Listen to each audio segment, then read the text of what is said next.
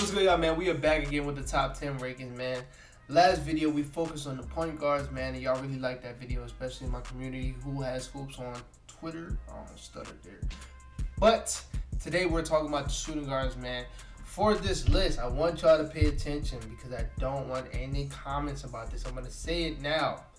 Some players won't be on the list because they did not play over 41 games. I'm keeping that same criteria for all of my videos. So don't go onto my video, where's Bradley Beal? Where's Paul George? No, they're not on the list. They played, actually, Bradley Beal played 40 games. So it's kind of petty leaving him off the list for one game. Still, he didn't play.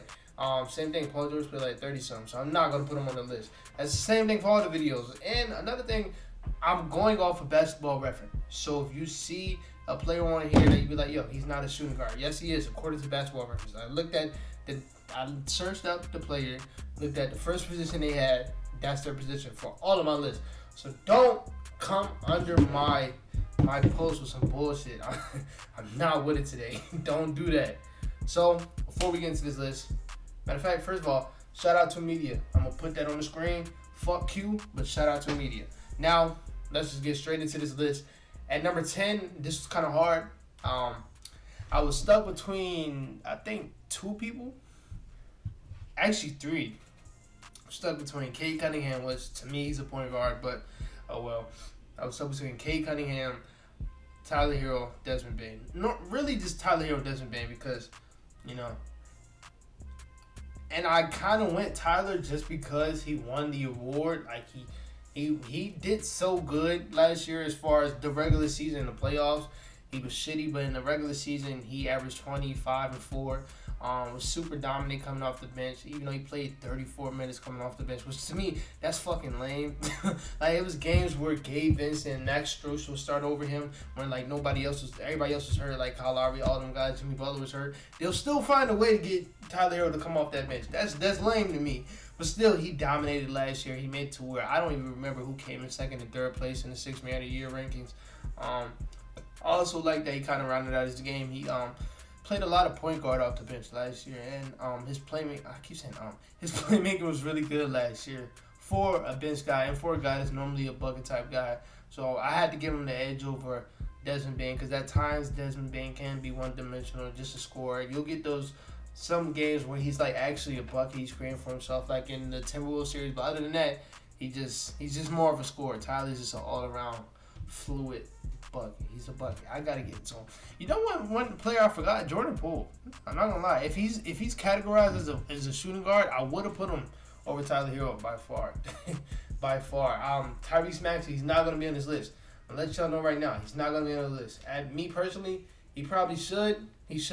Harden's the point guard. By the way, I forgot Harden in my first list. I'm happy y'all didn't say shit. I forgot. But Tyrese Maxey should be the shooting guard. I don't know why Basketball Reference still has him as a point guard.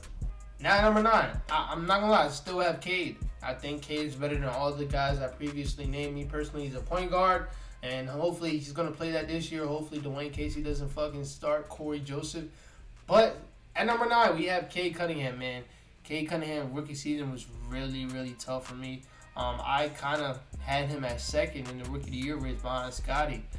Talking about his rookie year, man, he averaged 17.4 points, 5.5 assists, and 5.5 rebounds.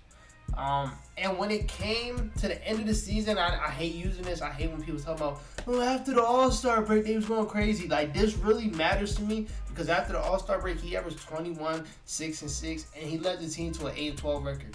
Now, that's not a lot to any other team, but you got to think about it. This is a rebuilding team trying to get a high pick, but they couldn't because they was winning games, and he was playing really good, man.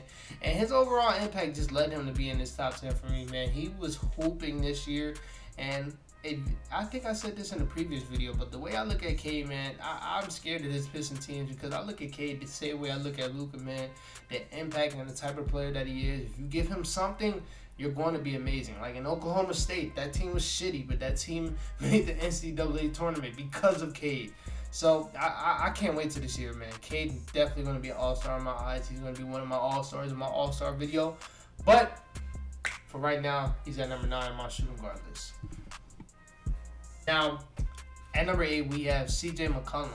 Now, I wanted to take CJ's bitch ass off of this list, and I'm sorry if CJ, if you ever see this video, I didn't mean to call you a bitch, but you made me so mad that you played so trash in that series.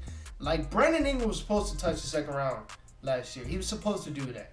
He was supposed, like, I don't think Brandon Ingram's getting his respect for what he did last season because they didn't move on when they should have moved on. If CJ would have did anything, but he didn't do anything. But still, man, CJ's overall impact as far as what he did to that Pelicans team, as soon as he hopped on, I had to put him on this list, and I had to put him where he's at right now. Even though next year, again, this is another point guard. Like, I don't understand basketball reference. Maybe I need to use ESPN. But yeah, CJ, as soon as he hopped on the Pelicans, they were always a decent team, but they was kind of teetering around that point. Like, they didn't know if they wanted to win 10 games in a row, then they'll lose 10 games in a row. They didn't know, but when CJ got there, they were winning a lot more games than they were losing. Their offense was way better all around. Their defense was way better all around, and it just helped having his veteran leadership, a player they've never been through everything but won a championship on that team. And you seen it, bro. For them to come back, by 15 against the Clippers, for them to dominate in that first game, in that first playing game, for them to just win as much games as they did, to solidify their spot in the play-in, a lot of that was because of CJ, so I had to give him his respect. And he better come correct this year, because B.I. needs to touch a deep playoff run so I can start this agenda that I have cooking up. Now, I'm going highlights from this, because I got a script for this. Y'all going to be mad at this. Now, I know you see the highlights, and I know you know we on number 7. And you might be mad at me, but this is my list.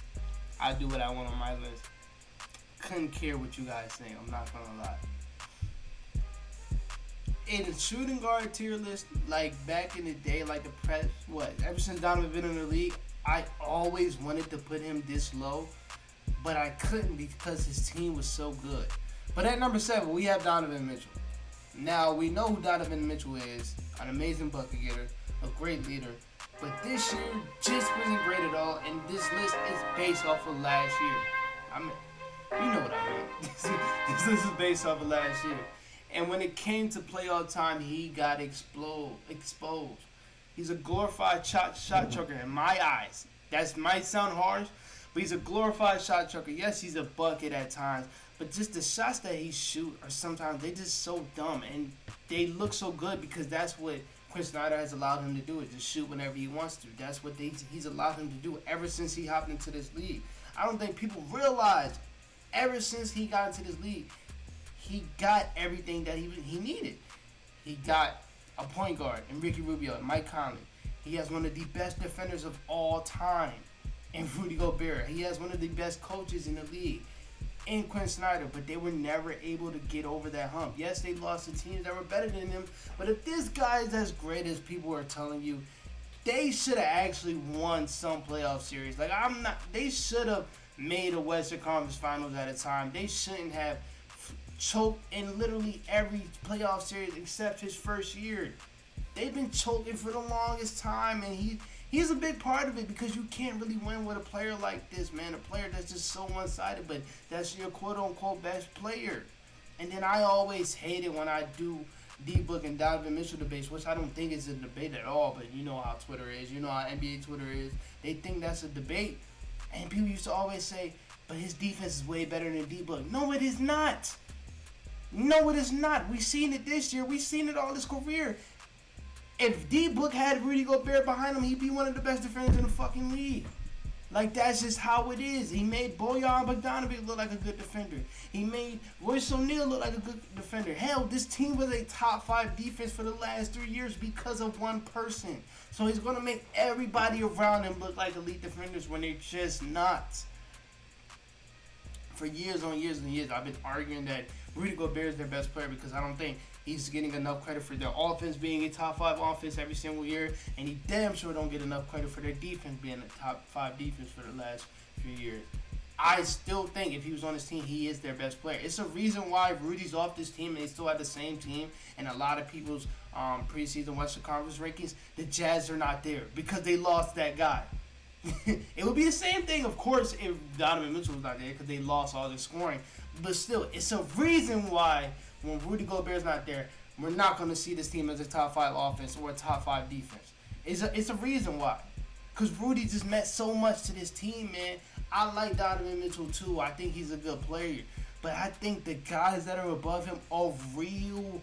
Like, they are way better than this guy. I'm sorry, bro. That's just my argument. That's my debate. I was never really moved on Donovan Mitchell at all, man.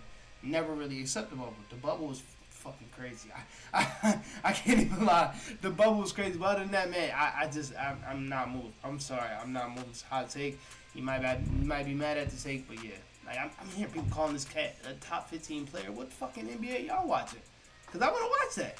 And Donovan Mitchell, he's an exciting player to watch. He's a top 15 player in your NBA. I got to go watch that NBA. Because he's not a top 15 player in this NBA. I swear to God. No, he's not. He's top 25. That's it.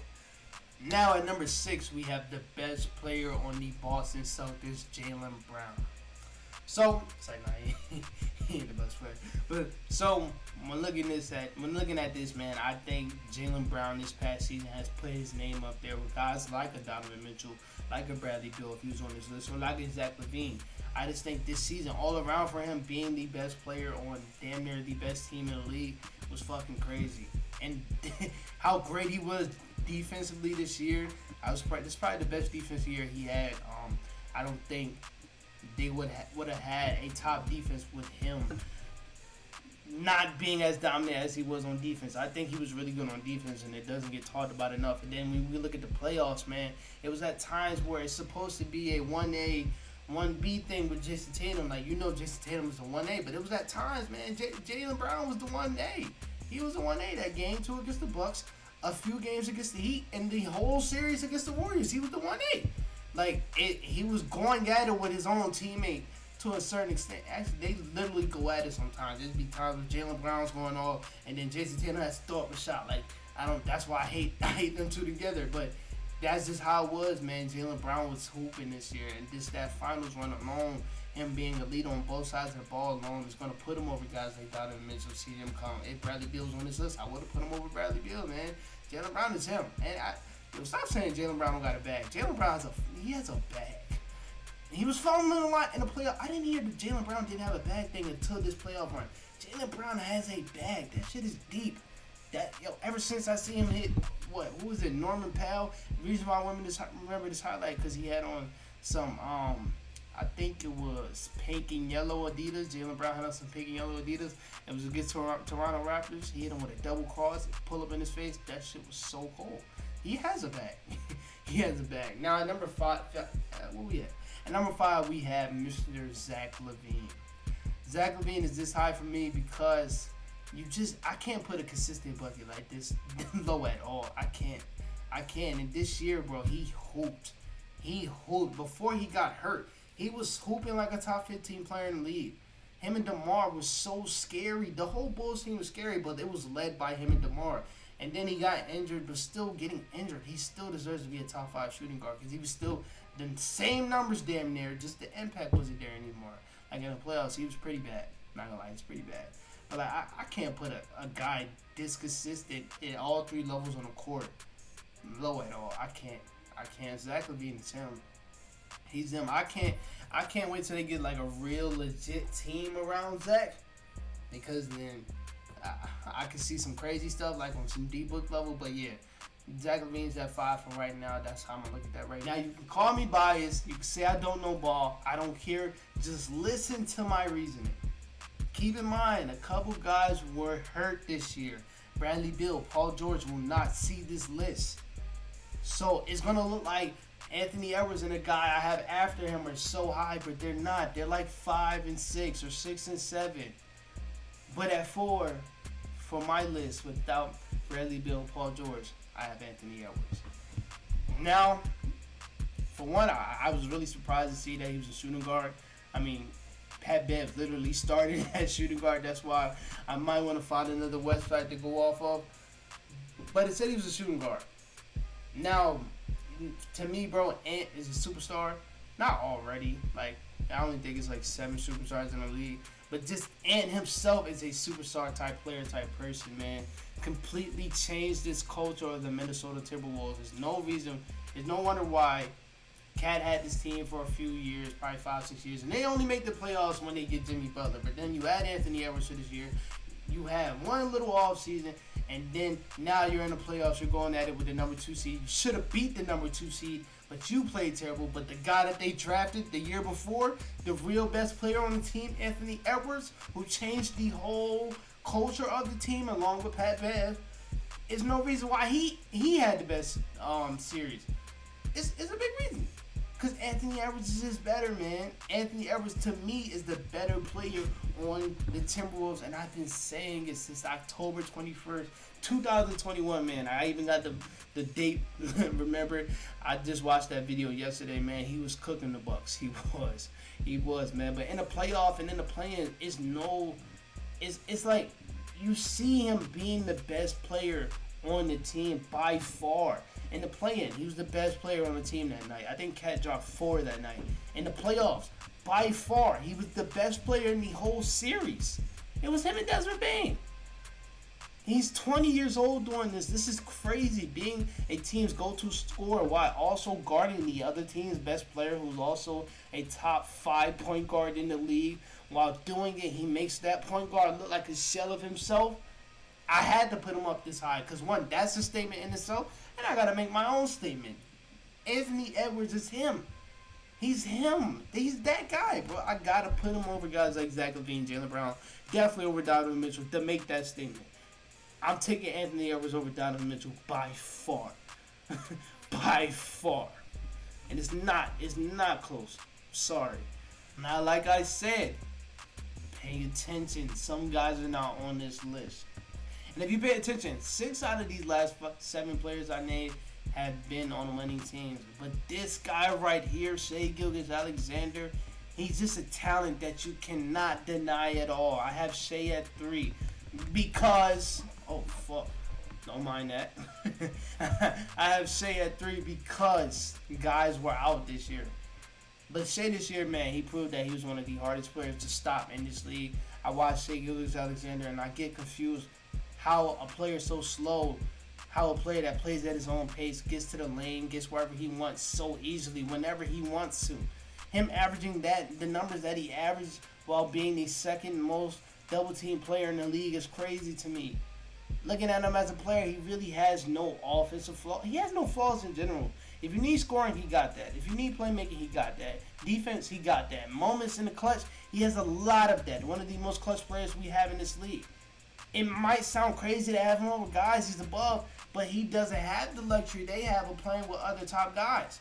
He doesn't have the luxury of playing with a Jason Tatum, a Brandon Ingram, Zion, a freaking DeMar DeRozan who's in an MVP race, a Cat. He doesn't have that luxury. But to me, just looking at him as a player, he's better than all of those guys. So I can't fault him for being on a trash rebuilding team at that and not leading them to, 50 wins? That's what you want from him? No. But looking at his raw talent, Shai is one of them guys. You can't deny that. You just can't. He's him. He got it. He got it all. And I can't wait till this Thunder team speeds the rebuild up because we're going to see it. And when we look at past Shai, he hooped in both of the playoff appearances that he played in. So, man, wait till you get a real winning team around him. This is not going to sound as crazy as it sounds. Face cam for these last 2 at number 2, which is this is why Basketball Reference is so stupid to me. Why is James Harden still a shooting guard on your list? On your page? Why? So, the 76ers starting 2 shooting guards, that don't make no sense. That don't. But at number 2, even in a down year, we have James Harden. Still a top shooting guard. His impact, through the roof. It's telling why he hops on the 76ers team, hops with Joel Embiid. Joel Embiid has never ran a pick and roll in his life. As soon as he touches, pause. I'm not even going to finish that sentence. As soon as he links up with Joel Embiid, they have one of the best pick and rolls, one of the most stopping pick and rolls of all time. It's no reason why. It's telling why. As soon as he hopped on the team, they finished second in wins. As soon as he hops on the team, James Harden just impact. He's not averaging the 35, but 23 and 11. I'm taking that from James Harden. I want 27 this year, though. I want him to get back to the little bucket ways. But yeah, James Harden, his impact, top 5 in the league. He's a winner in the regular season. He's a winner. Now, at number 1, man, we got that guy, man. Y'all know I couldn't go this one without naming my boy. We got D-Book at 1. Top 5 in the MVP race.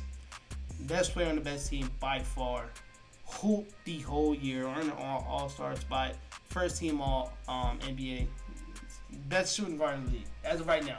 Well, not even as of right now. If Paul George played 41 games, of course he would have been number one. Let's be honest, but he didn't. So Devin Booker, best shooting guard in the league. This list is gonna take a long time to edit. So I'll talk to y'all later, man. Peace out. Shut up.